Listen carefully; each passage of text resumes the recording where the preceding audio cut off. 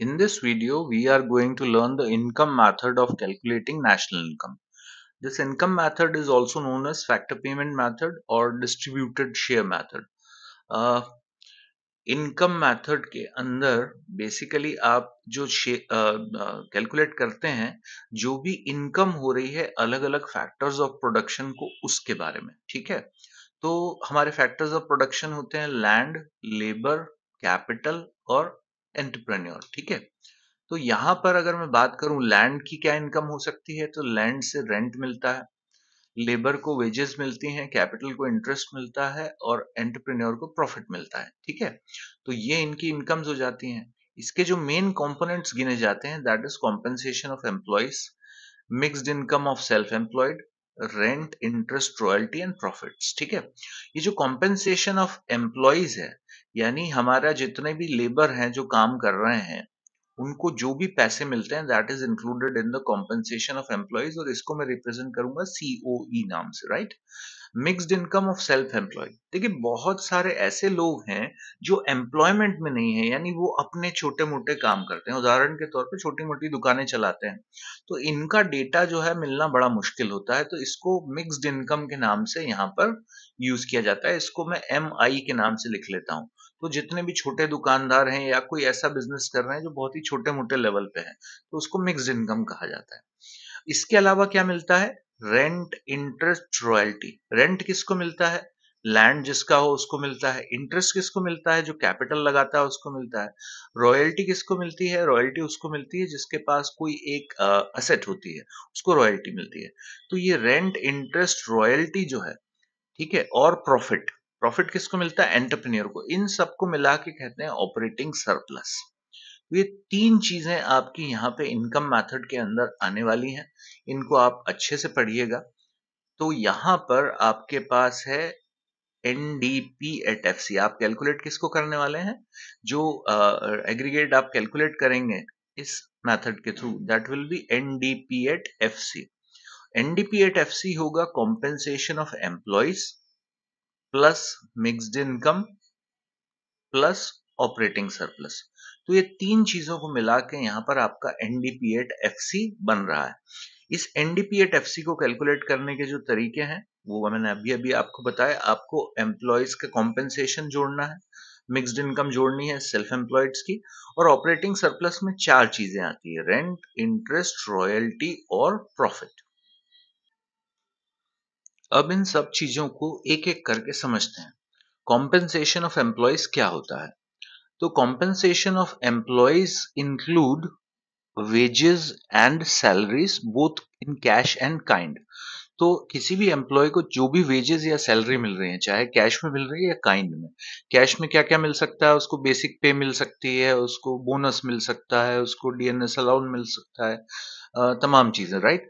Kind में क्या मिल सकता है, उसको फ्री फूड मिल सकता है, हाउस रेंट अलाउंस मिल सकता है, या इनफैक्ट हाउस मिल सकता है, कार मिल सकती है। तो ये सारी चीजें कॉम्पेंसेशन ऑफ एम्प्लॉय में काउंट की जाएंगी। फिर है इसके अंदर दूसरा जो इंपॉर्टेंट पॉइंट है that is employers contribution to social security scheme. Social security schemes ऐसी स्कीम्स होती हैं जो एम्प्लॉयज के लिए बनाई जाती हैं ताकि जब उनको जरूरत हो फ्यूचर में उनके पैसों की तो उनको मिल सके। जैसे प्रोविडेंट फंड होता है, एलआईसी होता है। तो यदि एम्प्लॉयर कोई पैसे दे रहा है इस चीज के, तो उसको एम्प्लॉयर्स कंट्रीब्यूशन कहा जाता है। तो बेसिकली ये वो पैसा है जो फ्यूचर में एम्प्लॉय के ही काम आना है, तो एक तरीके से ये उसी को मिल रहा होता है। तो दो पॉइंट्स हो गए यहाँ पे, wages and salary both cash in kind, और दूसरा employers contribution to social security fund. इन दोनों को मिला के कहते हैं कॉम्पेंसेशन ऑफ एम्प्लॉयज। नेक्स्ट है mixed income of self employees. Self employed लोग वो होते हैं जो खुद के लिए काम करते हैं, किसी और के लिए नौकरी नहीं करते। तो ऐसे लोग छोटे मोटे काम कर रहे होते हैं, जो दुकानें होती है या जो छोटे मोटे बिजनेसेस होते हैं, ठीक है।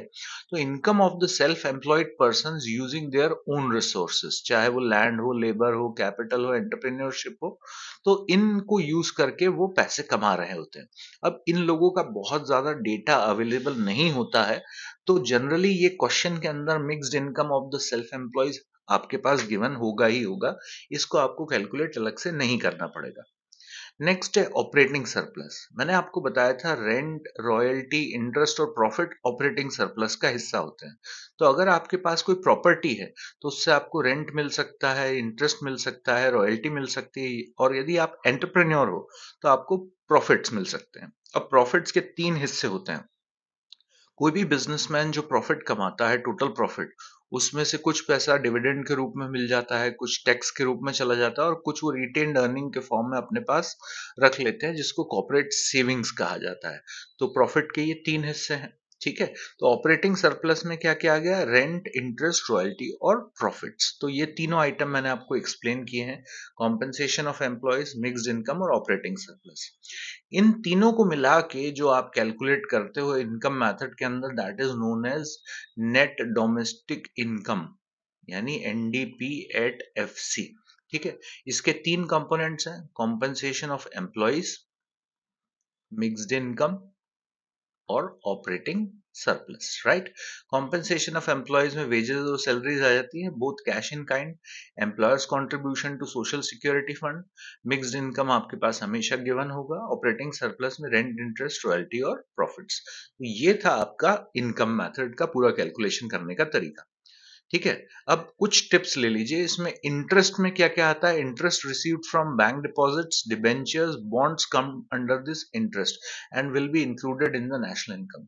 इनकम में जो आप इंटरेस्ट कैलकुलेट कर रहे हैं, अब आपके बैंक के पैसों पे, सेविंग अकाउंट में या फिक्स डिपॉजिट में या रिकरिंग में, जहां से भी आपको पैसे मिल रहे हैं वो, साथ ही अगर आपने कुछ डिबेंचर्स खरीद रखे हैं उस पर इंटरेस्ट मिल रहा है, या बॉन्ड्स खरीद रखे हैं उस पर मिल रहा है, तो वो सब नेशनल इनकम में जोड़ा जाएगा। इंटरेस्ट में क्या क्या नहीं आता है? Interest paid by the government on public debts, loan taken from the public is not included because loan taken are use for consumption purpose. अब क्या कहा है? यदि गवर्नमेंट जनता से लोन लेती है, दैट इज पब्लिक डेट्स अगर है, और उसके बदले में पब्लिक को कोई इंटरेस्ट पे कर रही है, तो that will not be included in the national income. ठीक है। नेक्स्ट है कॉम्पेंसेशन ऑफ एम्प्लॉयज। इसमें क्या क्या आएगा? Wages and salary in cash, basic pay, dearness allowance, house rent allowance, over time allowance, bonus and commission, sick leave allowance. ये सारे वो आइटम है जो कैश में मिलते हैं किसी भी एम्प्लॉय को। काइंड में क्या क्या मिल सकता है? Free housing, medical facility, uniforms, free food, free education to children. तो ये सारी चीजें compensation of employees in kind में लिख ली जाती है। ठीक है। नेक्स्ट है employers contribution to social security fund includes provident fund, life insurance, casualty insurance, pension और रिटायरमेंट। ये सारे वो पैसे हैं जो एम्प्लॉयर खर्चा कर रहा है ताकि एम्प्लॉय को फायदा हो सके। वो प्रोविडेंट फंड में कंट्रीब्यूट करता है, एलआईसी की पॉलिसीज की प्रीमियम भरता है, कैजुअलिटी इंश्योरेंस की प्रीमियम भरता है, पेंशन देता है रिटायरमेंट पे। तो ये सारा भी एक्चुअली एम्प्लॉय को मिल रहा है, कॉम्पेंसेशन ऑफ एम्प्लॉय में इंक्लूड होगा। यहाँ पर एक्सपेंडिचर मेथड में आपको याद होगा हम जीडीपी एट एमपी निकालते थे। यहाँ पर इस मेथड में आप इनकम मेथड में एनडीपी एट एफसी कैलकुलेट करेंगे। और क्या टिप्स हो सकती है? Compensation of employ does not include, क्या क्या इंक्लूड नहीं होगा? Insurance compensation received by an employ from insurance company from insurance in leave of accident will not be included. अगर किसी एम्प्लॉय का इंश्योरेंस था, उसके साथ कोई एक्सीडेंट हुआ, कोई हादसा हुआ, उसके बदले में इंश्योरेंस कंपनी जो उसको पैसे देती है, that will not be included in compensation of employees. ये उसका हिस्सा नहीं होगा।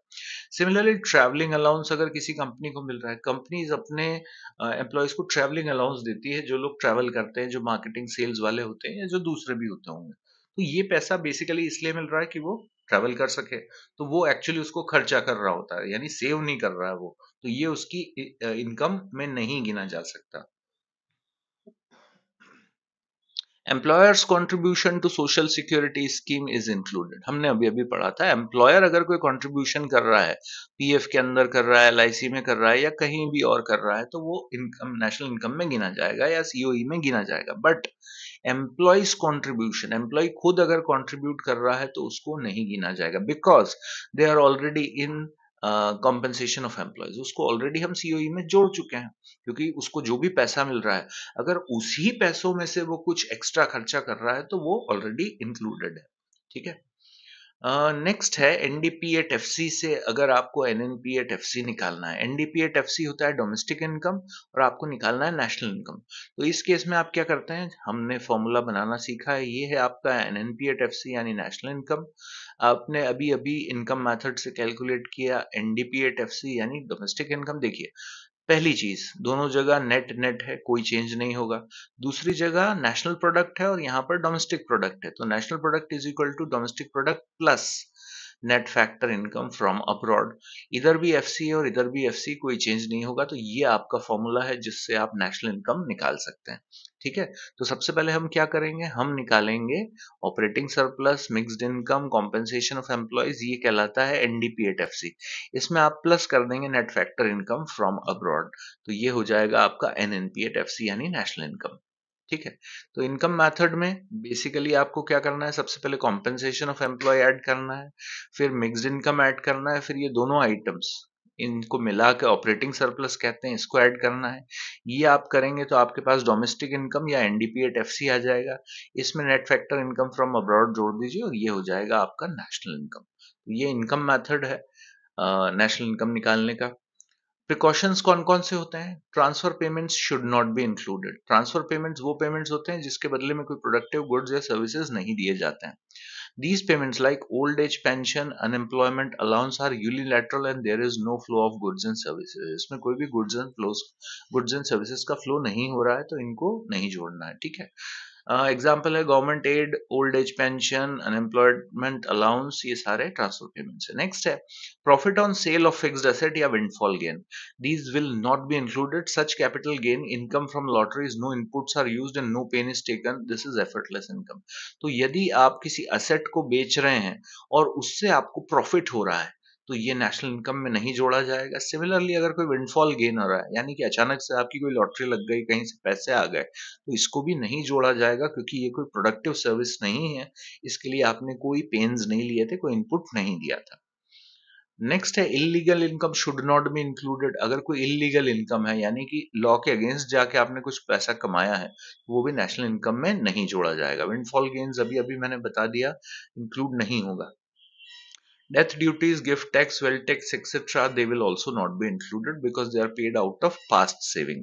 अगर आप डेथ की कोई ड्यूटी दे रहे हो, गिफ्ट टैक्स दे रहे हो, वेल्थ टैक्स पे कर रहे हो, तो आपकी जो इनकम है आप उसमें से दे रहे हो। ठीक है, अब यहाँ पर न्यूमेरिकल एबिलिटी की मैं बात करता हूँ, तो कुछ हम न्यूमेरिकल सॉल्व करते हैं। देखिए सबसे पहले तो ये याद रखिएगा कि जब भी आप इनकम मेथड लगाते हैं तो बेसिकली आप एनडीपी एट एफसी निकाल रहे होते हैं। ठीक है, क्वेश्चन में आपके पास गिवन है consumption of fixed capital that is depreciation, employers contribution to social security fund, rent, interest, profit, royalty, इन चारों को मिला लीजिए तो ये आपका ऑपरेटिंग सरप्लस है। ठीक है, ये ऑपरेटिंग सरप्लस है। नेक्स्ट है wages and salary. Wages and salary आपकी कॉम्पेंसेशन ऑफ एम्प्लॉयज का हिस्सा है, तो एम्प्लॉयर का कंट्रीब्यूशन ये और वेजेस एंड सैलरीज, ये दोनों मिलके आपका कॉम्पेंसेशन ऑफ एम्प्लॉयज बनेगा। फिर है एनआईटी, एनएफआईए, मिक्स्ड इनकम, ये आपके पास गिवन है। तो आपको पता है एनडीपी एट एफसी का फॉर्मूला क्या है, compensation of employees plus mixed income plus operating surplus. Compensation of employees 20 plus 200, ये हो जाएगा 220। मिक्स्ड इनकम जो है क्वेश्चन में गिवन है, mixed income of self employed है 25, इसको 25 यूनिट्स जोड़ लीजिए, प्लस है ऑपरेटिंग सरप्लस। तो ऑपरेटिंग सरप्लस यानी 30 प्लस 15 45, 45 और 5 50 80 85, ये हो गया 85। इस तरीके से अगर आप कैलकुलेट करेंगे तो 110 और 220 330, 330 आपका जो है वो एनडीपी एट एफसी आ गया। अब अगर आपको एनएनपी एट एफसी निकालना है यानी नेशनल इनकम निकालना है, तो आपको पता है कि आपने जो एनडीपी एट एफसी निकाला है उसमें आपको ऐड करना है एनएफआईए। अब net factor income from abroad -5 है, तो बेसिकली ये 5 माइनस हो जाएगा यहाँ से और आपका आंसर आ जाएगा 325। तो ये था इनकम मेथड का एक न्यूमेरिकल। एक और न्यूमेरिकल लेते हैं, कैलकुलेट जीएनपी एट एमपी। आपको निकालना है जीएनपी एट एमपी। ठीक है, जीएनपी एट एमपी निकालने का फॉर्मूला क्या होगा, जीएनपी एट एमपी। अब अगर आप इनकम मेथड यूज कर रहे हैं तो बेसिकली आप एनडीपी एट एफसी निकालेंगे। चलिए जी, पहली चीज देखते हैं, ग्रॉस है इधर नेट है, तो gross is equal to net plus depreciation. Next है नेशनल प्रोडक्ट, इधर है डोमेस्टिक प्रोडक्ट, तो national product it is equal to domestic product plus NFI. Last है मार्केट प्राइस, तो market price is equal to factor cost plus NIT. तो तीनों चीजें यहाँ पर प्लस की जानी है। तो इसके लिए सबसे पहले हम एनडीपी एट एफसी निकालते हैं। हमारे पास गिवन है वेजेस और सैलरीज और ये एम्प्लॉयर्स कंट्रीब्यूशन, तो ये दो चीजें, ये दो चीजें मिलके आपकी बन जाएंगी सीओई, राइट। फिर इसके बाद है रेंट, ये आपका रेंट हो गया। फिर है प्रॉफिट्स, इंटरेस्ट, ये तीन चीजें आपके पास है। रेंट, इंटरेस्ट, प्रॉफिट, रॉयल्टी मुझे कहीं दिख नहीं रहा है, तो ये तीन चीजें मिलके बनेंगी आपका ऑपरेटिंग सरप्लस, एक दो और तीन, ठीक। फिर इसके बाद है net factor income from abroad, mixed income, ये मिक्स्ड इनकम एमआई हो गया आपका, राइट। तो अगर आपको सबसे पहले एनडीपी एट एफसी निकालना है तो सीओई निकालना है। सीओई आपका आ जाएगा 700, और अच्छा सॉरी ये एम्प्लॉइज कंट्रीब्यूशन है, तो एम्प्लॉइज कंट्रीब्यूशन नहीं जोड़ा जाएगा। अगर एम्प्लॉयर का कंट्रीब्यूशन होता तो हम उसको जोड़ते। तो 700 ये आ गया आपका। फिर मिक्स्ड इनकम है 400, I am sorry mixed income है 400, राइट, ये 400 आ गया। फिर इसके बाद रेंट, रॉयल्टी, इंटरेस्ट, प्रॉफिट, आपके पास इसमें से रॉयल्टी गिवन नहीं है, तो ये तीनों को छोड़ दीजिए। तो 1 2 3 आइटम्स आपके तीनों प्लस हो जाएंगे, ये हो गया ऑपरेटिंग सरप्लस। आप इन सबको ऐड कर लीजिए तो आपके पास आ गया NDP at FC. NDP at FC कितना है आपका 1640, तो 1640 ले लिया मैंने। फिर इसमें प्लस करना है डेप्रिसिएशन, डेप्रिसिएशन है +50, राइट। फिर एनएफआईए प्लस करना है, तो एनएफआईए है आपका -10, तो 10 माइनस कर देंगे इसमें से। लास्ट है एनआईटी, एनआईटी के लिए आपका आईटी सब्सिडीज तो मुझे दिख रहा है, ओके। तो आपका आईटी गिवन नहीं है, इनडायरेक्ट टैक्सेस, तो हमारा एनआईटी का फॉर्मूला क्या होता है, आईटी माइनस सब्सिडी। अब इस केस में आईटी गिवन ही नहीं है, तो हम उसको 0 मान लेते हैं और इसमें सब्सिडीज को माइनस कर देते हैं। सब्सिडीज है 100, तो आपका एनआईटी आ जाएगा -100, तो यहाँ पर -100, तो ये आप सॉल्व कर लीजिए, आपका आंसर आ जाएगा 1580, ये आपका आंसर है। तो जीएनपी एट एमपी आ रहा है 1580। तो ये था आपका income method of calculating national income.